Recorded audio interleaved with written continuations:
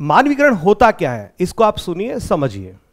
जब प्राकृतिक वस्तुओं जैसे कि पेड़ पौधे हैं, बादल है, नदी है, पहाड़ है इत्यादि हैं, या इनके अलावा कोई एब्स्ट्रैक्ट कॉन्सेप्ट है, अर्थात कोई अमूर्त विचार है, इनमें हम क्या करें, मानवीय भावनाओं का वर्णन करें, अर्थात जो निर्जीव चीजें हैं उनको हम मानव के सदृश देखें, अर्थात उनको सजीव के समान हम देखने लग जाएं, तब वहां पर मानवीकरण होता है। उदाहरण के लिए पहले मैं हिंदी में आपको एक छोटा सा एग्जाम्पल देता हूं ताकि आप इसको अच्छे से समझ पाए। जैसे हिंदी में एक पंक्ति को सुनिएगा कि फूल हंसे कलियां मुस्काई, फूल हंसे कलियां मुस्काई। तो ये जो एग्जाम्पल है इसमें फूल हंस रहे हैं और कलियां मुस्कुरा रही है। अब जैसा कि हम जानते हैं कि हंसने और मुस्कुराने की जो क्रियाएं हैं ये केवल मनुष्य ही कर सकते हैं, प्राकृतिक चीजें नहीं कर सकती, और ऐसा असलियत में संभव भी नहीं है। और हम ये भी जानते हैं कि जब सजीव भावनाओं का वर्णन चीजों में किया जाता है तो उसी को हम क्या कहते हैं, पर्सोनिफिकेशन अर्थात मानवीकरण कहते हैं।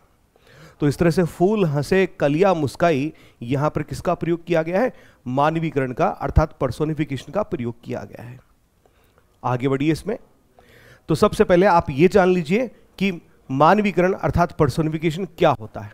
तो जब हम जड़ पदार्थों और प्रकृति के अंगों, निर्जीव वस्तुओं और जो आपके अमूर्त विचार हैं, एब्स्ट्रैक्ट कॉन्सेप्ट या एब्स्ट्रैक्ट आइडियाज हैं, ठीक है, जैसे प्रकृति के अंग हो गए आपके, नदी हो गए, पर्वत हो गए, फूल हो गए, बादल हो गए, पेड़ हो गए, लताएं हो गई, झरने हो गए, हवा, पत्थर इत्यादि, पक्षी इत्यादि, ठीक है। मनुष्य जैसा क्रिया या यदि व्यवहार करने लग जाएं, उनको मनुष्य की तरह से व्यवहार करते हुए दिखाया जाता है, तब हम उसे पर्सोनिफिकेशन कहते हैं। बहुत ही आसान भाषा में कहूं, जब कोई निर्जीव को हम मानव के सदृश देखने लग जाते हैं या उसके माध्यम से हम ये बताने की कोशिश करते हैं कि ये कोई मानव सदृश व्यवहार कर रहा है, तो फिर वो क्या होता है, पर्सोनिफिकेशन होता है। तो चलिए सिलसिलेवार तरीके से बात करते हैं। वैसे आपको यहां पर एक चीज मैं आपको पहले बता दूं, पर्सोनिफिकेशन जो है, ये जो फिगर ऑफ स्पीच है, ये एक मेटाफर का ही एक फॉर्म है। क्यों है? क्योंकि ये क्या करता है, it ascribes the qualities of one thing to another, अर्थात इसमें एक चीज के गुणों को दूसरे में बताता है। जब आप क्या करते हैं, निर्जीव को सजीव करके बताते हैं, तो मानव के गुणों को उस निर्जीव में स्थापित करते हैं, उस जड़ पदार्थ में आप स्थापित करते हैं। यही क्या कहलाता है, आपका पर्सोनिफिकेशन कहलाता है। तो सिलसिलेवार तरीके से बात करूंगा, बिंदु वाइज यहां पर बात करूंगा। पहला बिंदु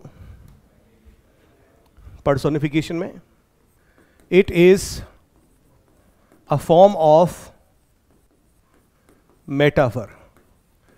किसका रूप है ये, मेटाफर का। क्यों है? एज इट एस्क्राइब्स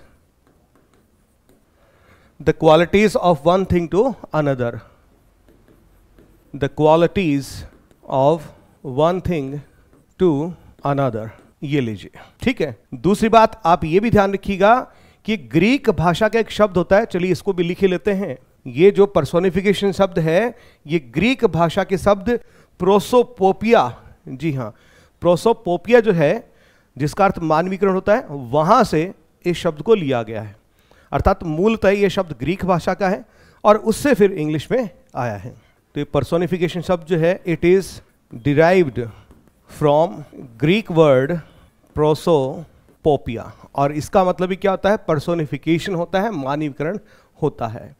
इसमें होगा क्या, एन इनएनिमेट ऑब्जेक्ट अर्थात कोई निर्जीव वस्तु, और एन एब्स्ट्रैक्ट कॉन्सेप्ट अर्थात कोई आपका अमूर्त विचार जो है, is spoken of as though it were endowed with life और ह्यूमन एट्रीब्यूट्स और फीलिंग्स। अर्थात इसमें किसी निर्जीव वस्तु या किसी अमूर्त अवधारणा के बारे में इस तरह से बात की जाती है मानो वह जीवन और मानवीय गुणों या भावनाओं से संपन्न हो। तो ये बात मैं लिख देता हूं एक बतौर डेफिनेशन के तौर पे, लिखिए, इन विच आइदर एन इनएनिमेट ऑब्जेक्ट, जिसका मतलब होता है निर्जीव वस्तु, और एन एब्स्ट्रैक्ट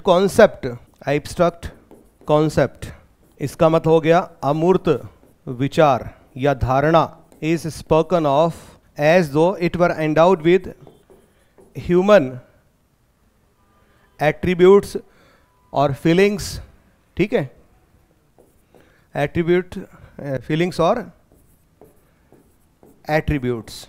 डेफिनेशन लिखना आवश्यक है कि ताकि आपको बाद में भी आपके सामने लिखी रहे। तो इसका मतलब क्या हो गया कि यहाँ पर कोई इसी का मैं अर्थ बता रहा हूँ आपको कि कोई निर्जीव वस्तु, ठीक है, अर्थात कोई इनएनिमेट ऑब्जेक्ट, या फिर कोई एब्स्ट्रैक्ट कॉन्सेप्ट अर्थात जो अमूर्त विचार जो है उनके बारे में इस तरह से बात करी जाती है मानो वह जीवन से परिपूर्ण हो या मानवीय गुणों या मानवीय भावनाओं से परिपूर्ण हो। तो इस तरह जब हम भाषा में इसका प्रयोग करते हैं तब ये क्या कहलाता है? पर्सोनिफिकेशन कहलाता है। अब पर्सोनिफाइड एनिमल्स हैं, पर्सोनिफाइड आइडियाज हैं, या जो पर्सोनिफाइड आपके इनएनिमेट ऑब्जेक्ट्स हैं, दे में एग्जिबिट ह्यूमन इमोशंस और परफॉर्म ह्यूमन एक्शंस। अर्थात जब आप मानवीकरण कर देते हैं तो जिसका आपने मानवीकरण किया है, अर्थात एनिमल्स का किया है, एब्स्ट्रैक्ट कॉन्सेप्ट का किया है, या फिर आपने इनएनिमेट ऑब्जेक्ट का किया है, ये सब क्या करने लग जाते हैं? ये मानव सदृश व्यवहार करने लग जाते हैं, ये ह्यूमन इमोशंस को दिखाने लग जाते हैं, या ह्यूमन एक्शंस को परफॉर्म करने लग जाते हैं। क्लियर? तो ये बात भी मैं यहां पर ऐड ऑन जरूर करूंगा। पर्सोनिफाइड एनिमल्स, एब्स्ट्रैक्ट कॉन्सेप्ट्स कह लीजिए या आइडियाज कह सकते हैं, एंड इनएनिमेट ऑब्जेक्ट्स आप इनको कह सकते हैं। अब ये क्या करेंगे? दे में एग्जिबिट ह्यूमन इमोशंस और परफॉर्म ह्यूमन एक्शंस। एग्जिबिट का मतलब आप जानते ही हैं, शो करना, प्रदर्शित करना। ह्यूमन इमोशंस और परफॉर्म ह्यूमन एक्शंस। क्लियर? ठीक है, यहां पर अगली स्लाइड पे लेके चलता हूं और दो एग्जाम्पल आपको देता हूं। अब आगे का पूरा वीडियो देखने के लिए आप तुरंत ही स्काई एजुकेटर ऐप को डाउनलोड कीजिए, जहां पर आपको first grade, second grade, third grade, अध्यापक पात्रता परीक्षा और अन्य सभी महत्वपूर्ण परीक्षाओं के लिए आपको वहां पर कोर्सेज मिलेंगे। तो आज ही ज्वाइन कीजिए और अपनी सफलता को सुनिश्चित कीजिए। आपकी कोई भी क्वेरीज हो तो आप 9928549654 इन नंबरों पर संपर्क भी कर सकते हैं।